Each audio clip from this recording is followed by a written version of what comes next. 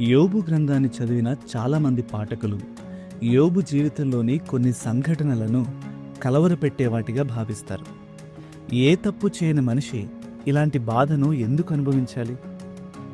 ఒకవేళ యోబు గ్రంథంలోని చివరి వచనాలు లేకపోయిండుంటే ఈ ప్రశ్నకు సమాధానమే దొరికేది కాదు.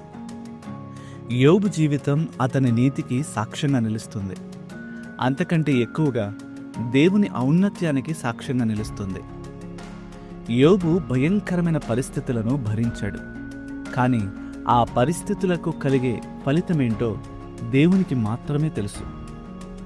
ఈ పరీక్ష అంతంలో దేవుడు అతని ఊహకు కూడా అందనంతగా యోబును ఆశీర్వదించబోతున్నాడు. యోబు అనుభవించిన బాధ అతనికి ఒక ముఖ్యమైన పాఠాన్ని నేర్పింది. పరిస్థితులు అదుపు తప్పినప్పుడు దేవుణ్ణి ప్రశ్నించడం మానవ స్వభావం.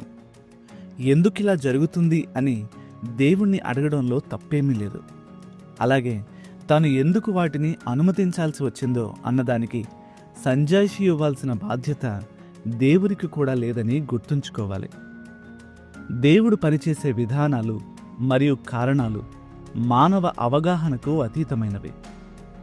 తన జీవితంలో పరిస్థితులు సానుకూలంగా ఉన్నప్పుడు యోబు దేవుణ్ణి ఘనపరిచాడు. పరిస్థితులు తారుమారై ప్రతికూలంగా మారినప్పుడు కూడా యోబు దేవుణ్ణి ఘనపరచడం కొనసాగించాడు. అంతేగాని తన భార్య చెప్పినట్లుగా దేవుణ్ణి శపించి మరణించడానికి అతడు నిరాకరించాడు. ప్రతి పరిస్థితిలో దేవుణ్ణి నిరంతరం ఘనపరుస్తూ దేవుడు ఆశీర్వదించే స్థితికి యోబు తనను తాను సిద్ధం చేసుకున్నాడు.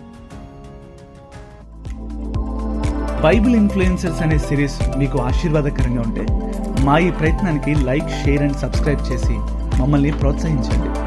మరొక కొత్త బైబిల్ ఇన్ఫ్లుయెన్సర్తో మీ ముందుకు వస్తాం. Until then, God bless you.